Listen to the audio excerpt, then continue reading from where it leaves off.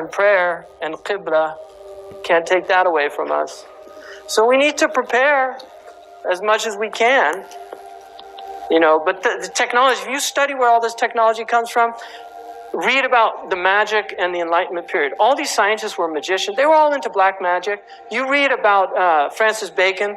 I just read a biography of Francis Bacon called Knowledge is Power, Magic and the Creation of Modern Science. Francis Bacon was reading all these magical books. Arthur C. Clarke, great technologist. He actually has most of the patents that enabled the satellites. Right? If you look at his interview with BBC in 1961, where he predicts the internet, he predicts the cell phones, he predicts texting. He said that by the year 2000, people are going to have handheld devices that enable them to talk to anybody anywhere. Right? Arthur C. Clarke said, and he has 3 laws of technology. One of his laws is no technology reaches a level of complexity except it becomes indistinguishable from magic. I'm not a Luddite, right? I'm using a microphone right now. I'm not a Luddite, but this whole worshipful attitude towards technology to me is really stupid.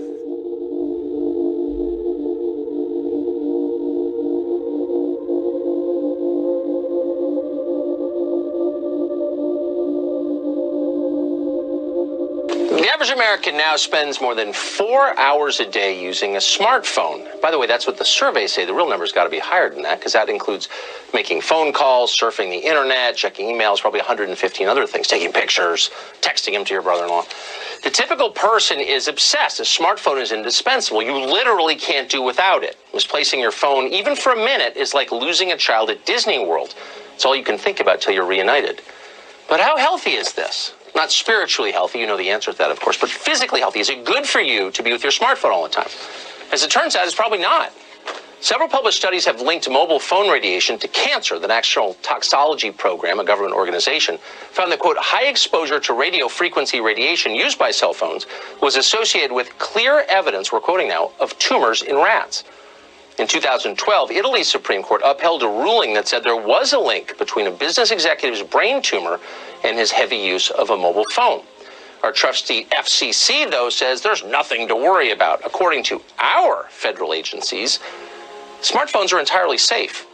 Here's the problem with that claim. When the FCC screens for phone radiation, they allow companies to test their phones from up to 25 millimeters away from a person.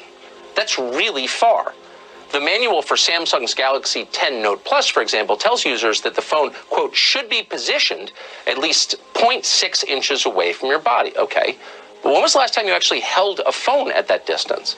If you're not on speakerphone, you've never held a phone that far away. You have it right up against your ear. And when it's in your pocket, as it typically is, the phone is mostly about 2 millimeters away from your body. A lawsuit filed in December against Samsung and Apple cited its own test from an FCC-accredited lab that showed at 0 millimeters, the iPhone 8 hit users with 5 times as much radiation as federal exposure limits allow.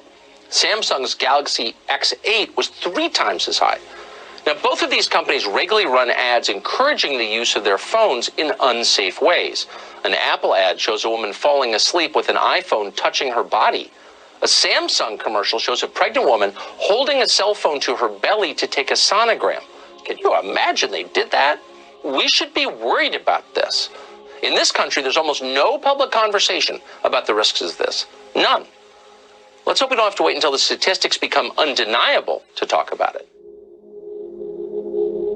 Radiation from your mobile phone may affect your memory, new research suggests. The study found that when teens frequently held their smartphones to their ears, increasing their brain's exposure to radio frequency electromagnetic radiation, it had a significantly adverse effect on their visual memory, especially when the cell phone signal was weak. Go to settings on the phone, all right? Under general, under settings. Then go to about, which is at the top. You got there? About, yes? Okay. Now you have to scroll all the way down to something you don't normally see, called legal. You got to legal? All right. Now click on RF exposure. Now, you can read it later, but it's basically telling you that you need to know that you cannot keep the phone directly next to your body without exceeding the as-tested exposure guidelines. All smartphones come with some information that basically says, don't keep the phone in your pocket or you will exceed the as-tested exposure guidelines. Now, how many of you knew that before today? A mobile phone and the microwave oven use a very similar frequency. The difference between them is power. The power of the microwave oven is 1,000 watts. And of course, that's power that can heat up a cup of water in maybe 60 seconds. The microwave oven, the mobile phone, the cordless phone, the Wi-Fi monitor, the baby monitor, they all use the same frequency. They differ in power. They also differ because mobile phones and Wi-Fi devices emit pulsed microwave radiation. It's the pulse, not the power, that appears to be biologically most important. The pulse that is erratic and irregular, like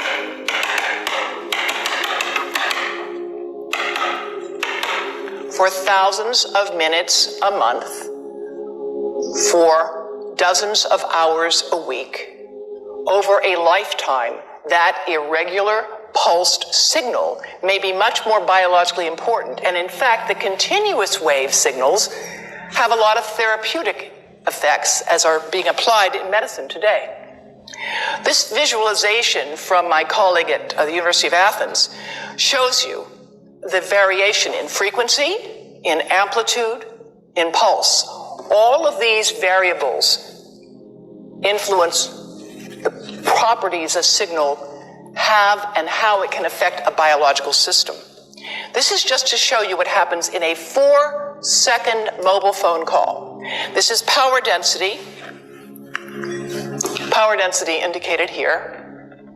And of course, a phone is on standby, it's not doing too much, but 900 times a minute, it's looking for a signal. It says to the tower, where are you? Here I am. Where are you? Here I am. It's smart. Now, when the phone rings, the worst time for you to put a phone right next to your head is when you answer it and say hello, because it's smart and it goes to max power. They're programmed to do that. Max power. Now, it's going to go to max power. You're going to listen, and then it will go up and down and up and down. And again, it's that variation, it's the delta, it's the cumulative integrative dose under the curve over a lifetime of exposure that looks to be biologically important. And this is a modeled microwave radiation dose of a 6-year-old with greater levels to the frontal and temporal lobes, eyes and cheek. And watch this here. Now, yellow, white, and red are the hottest. All right?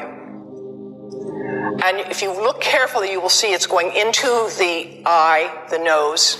We'll do it again, just so you'll get to see it. And partly into the brainstem. Now, that's just showing you that there's going to be some exposure into that area of a young head. It doesn't tell you that there's any biological effect, right? Now, the next slide is going to show you something that might be of interest to students and faculty here. And that has to do with exposure to the reproductive organs, I think you say the testicles, and bone marrow. And look here at the radiation as it gets into the groin area.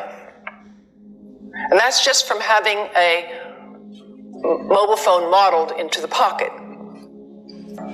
And this is a 3-year-old brain that we modeled. And you see that by the end of that 6-minute call, the peak radiation, yellow and red, is getting all the way into almost both eyes.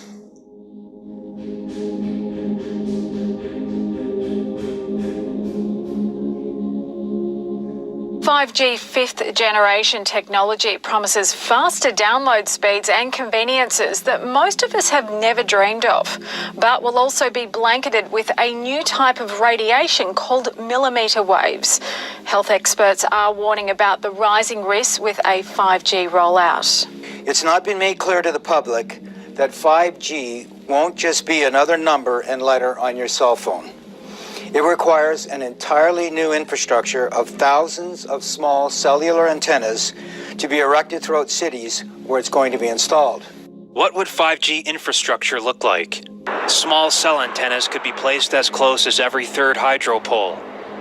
Scientists from 42 countries are now warning their governments about the emerging health problems associated with wireless radiation, and Canadian doctors and scientists have added their voices. Join us this afternoon. The most prevalent symptoms include headache, fatigue, decreased ability to concentrate, tinnitus, irritability, and insomnia. Impacts on the heart and the nervous system are also of great concern. Dr. Rena Bray has been working at the Provincial Environmental Health Clinic for 15 years and seen the number of people suffering adverse effects from electromagnetic exposure rising. We are concerned that the upcoming introduction of 5G will significantly increase the proximity and extent of exposure to microwave radiation in Ontarians.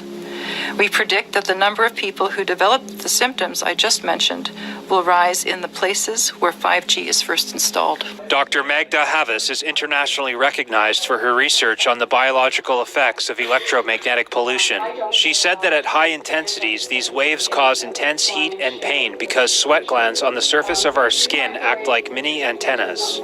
At lower frequencies, scientists are predicting damage to eyes, loss of insect populations which are already declining, antibiotic resistance in bacteria, and physiological effects on the nervous system and on the immune system. Radiation from radio frequencies is classed in the same category of carcinogens as lead. It's 10. One advisor to the World Health Organization said there's enough evidence that if they were to re-evaluate radio frequency radiation, It would be placed in class 1, i.e. a human carcinogen, and governments could not possibly ignore that. some say the scientific debate about the health effects of microwave radiation is over, but the question remains, can we afford to take this risk? Medical doctors are requesting delayed deployment until testing can be conducted on the long-term biological effects of 5G technology.